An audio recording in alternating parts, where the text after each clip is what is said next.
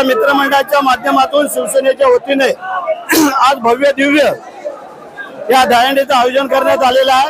आताच ज्ञानदेव पवार यांच्या मानगाव मधल्या पथकाने 8 थर लावले। आज आपल्याला कल्पना आहे ग्रामीण भागामध्ये 8 थर। आज मुंबईला प्रताप सरनाईक यांच्या इथे कोकण नगर मित्रमंडळाने 10 थर म्हणजे रेकॉर्ड ब्रेक विश्वविक्रम झाला की आतापर्यंत 9 थरापर्यंत होते, परंतु 10 थर लावण्यात आलेले। मी त्यांचं अभिनंदन करतो रायगडच्या वतीने। आणि आज आपण दुपारपासून पाहताय जल्लोषामध्ये आता माझे सहकारी मित्र माजी आमदार संजय कदम ते पण तिकडून जवळजवळ 4 गोविंदा पथक घेऊन आलेले आहेत आणि 8 थर ते पण आता लावणार आहेत, म्हणून मी त्यांचे अभिनंदन करतो।